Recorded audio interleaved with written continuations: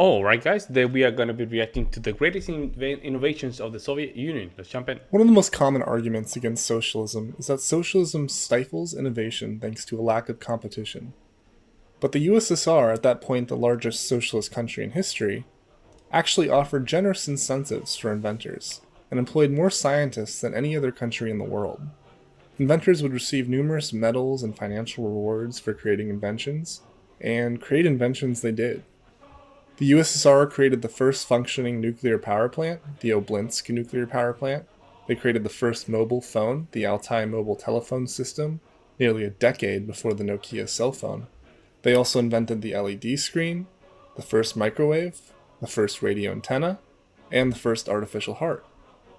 All of this, along with many more minor inventions, Artificial as well heart. as numerous more theoretical contributions in mathematics, nuclear physics, chemistry, and astronomy. And then there is, of course, the space race. Popular media has to this day framed the landing on the moon as the victory of the space race for the US. Of course, this so-called victory is really just an arbitrary, post-facto construct.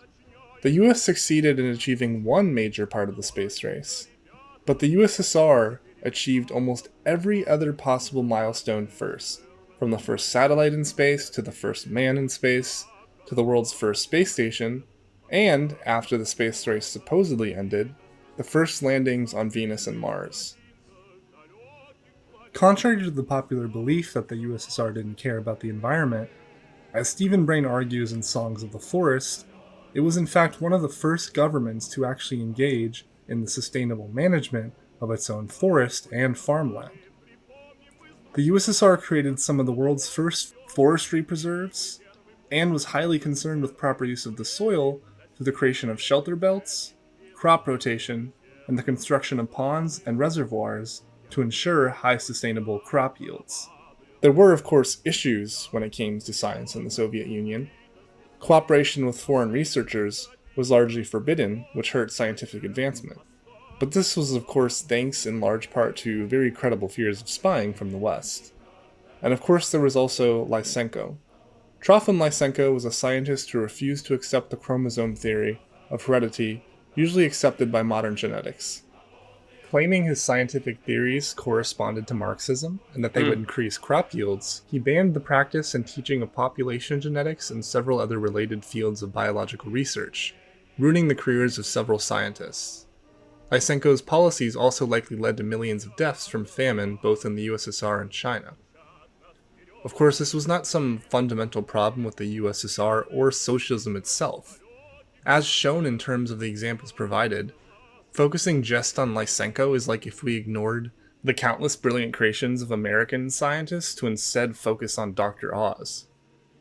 It wasn't just in terms of science where the USSR thrived, that was weak. but also the arts. That was weak, man. That was weak, bro. That was weak.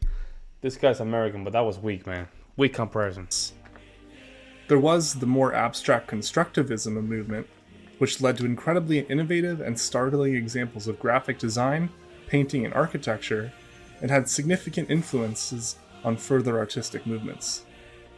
The USSR also innovated with the art style of socialist realism, an artistic movement which for the first time in history had as its focus the glorification of the common man. Well, usually, anyways.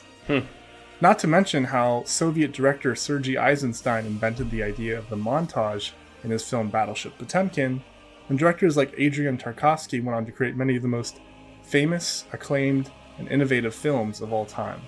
The USSR also had an even more advanced, if not also sometimes disappointing record in regards to its social policies. From 1919, it granted free education from childcare and preschool all the way to a PhD.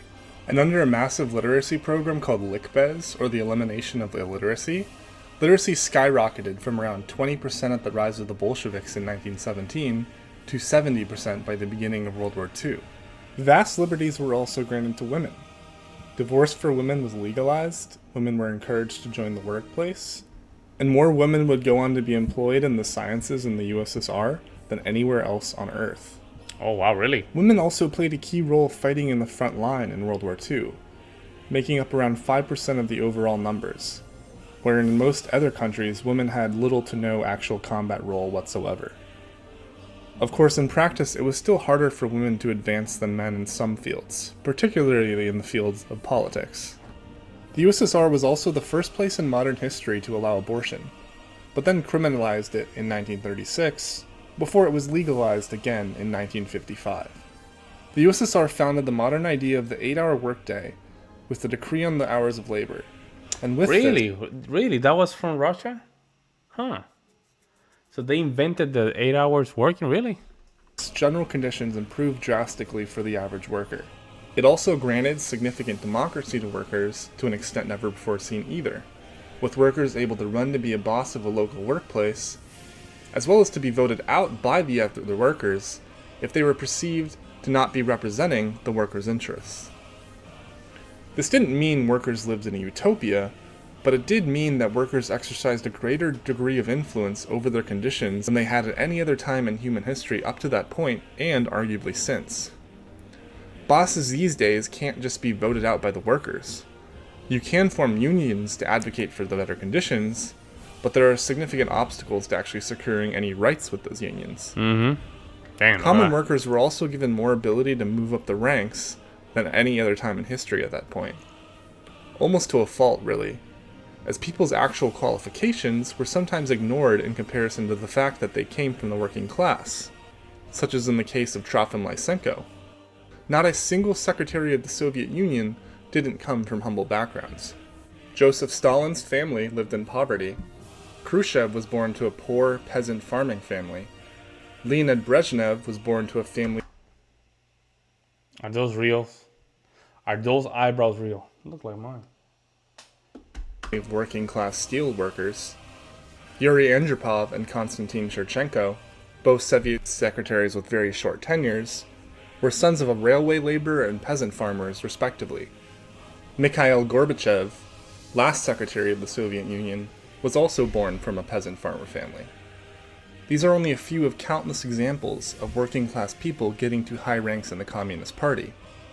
Despite the fact that there was a problem with corruption and nepotism, at the same time, if you worked hard, did well in your studies, and so on, then you were probably rewarded for it to some extent. The Soviet Union also granted free healthcare from cradle to grave so long as you were employed, though this policy was only extended to the rural population in 1969. The Soviet healthcare system also severely lacked proper funding, especially in the 1980s. One of the main objectives of the USSR, as Lenin promoted throughout his life, and as Joseph Stalin established in his work Marxism and the National Question, was to reverse a centuries-long process of Russification, or the idea of forcing other ethnicities to accept Russian culture, through the policy of Korenizatsiya, or indigenization in English. As Stalin later said, great Russian chauvinism should be kept in check by the Russians themselves for the sake of the larger goal of building socialism. Within the minority nationality areas, new institutions should be organized, giving the state a national character everywhere, built on the use of the nationality languages in government and education, and on the recruitment and promotion of leaders from the ranks of minority groups. Terry Martin, a Harvard... So in that way you can avoid... He's trying to avoid a... Smart guy. He was trying to avoid a revolution. That's what it was. Historian called the Union of the Soviet Socialist Republics the world's first affirmative action empire. As he writes, with the exception of India, no other multicultural state before or after the USSR took action of equivalent scope in support of the cultural and political rights of ethnic minorities. Minorities were often given preferential treatment in terms of finding job positions. The arts and music of other minority cultures were promoted and developed. Ethnic Russian Communist Party officials were required to learn the local language and culture of the given Soviet republic that they were in. All ethnicities also had the right to use their own language, both in private and public, as well as in correspondence with officials and while giving testimony in court. All nationalities in the Soviet Union were also given the right to education in their own language, though this policy wasn't always successfully implemented from grade school all the way to college, and many second language speakers ended up taking courses in the Russian language at some point, given that that was the most common language by far. Attempts were also made to create alphabets out of all languages in the USSR that didn't have written languages. This was difficult with some languages, however, Therefore, the Latin alphabet was used for all languages in the Soviet Union without a traditional alphabetical writing system That's in order crazy. to avoid the impression So I'm guessing some of these languages are lost, but because it was never written. that the policy was an attempt at Russification. All of this is, of course, as much a matter of pragmatism as it is of humanism. What better way to promote harmony than promote the other cultures of your country and not repress them?